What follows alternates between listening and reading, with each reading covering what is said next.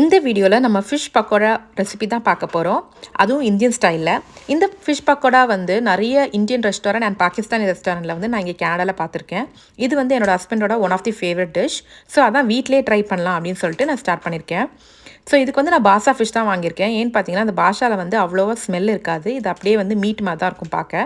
So first clean பண்ணி எடுத்துகிட்டு அதுக்கப்புறம் வந்து ஒரு ஸ்பூன் ஆஃப் லெமன் ஜூஸ் ஊற்றுக்கிட்டேன். என்கிட்ட பாட்டில் தான் இருந்துச்சு, நீங்கள் ஃப்ரெஷ் கூட ஆட் பண்ணிக்கலாம். அதுக்கப்புறம் இந்தியன் மசாலா எல்லாமே ஆட் பண்ணிக்கிட்டேன் கொஞ்சம் கொஞ்சமாக. ஃபஸ்ட்டு வந்து ஒரு ஸ்பூன் ஆஃப் வந்து ஜிஞ்சர் கார்லிக் பேஸ்ட் போட்டுக்கிட்டேன்.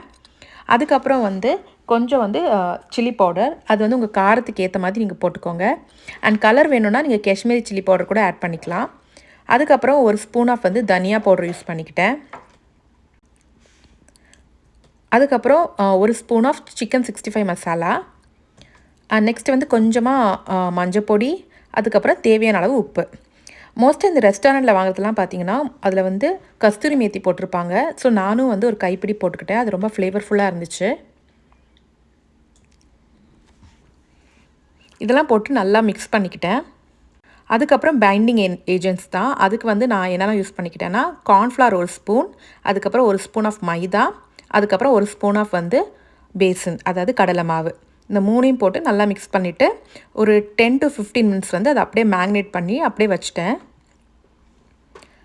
அதுக்கப்புறம் வந்து ஒரு கடாயில் வந்து நல்லா ஆயில் வந்து சூடு பண்ணிக்கிட்டேன். நல்லா சூடானதும் ஒன்று ஒன்றா போட்டுக்கிட்டேன். நார்மலாக நம்ம சிக்கன் 65 ஃப்ரை பண்ணுற மாதிரி தான்.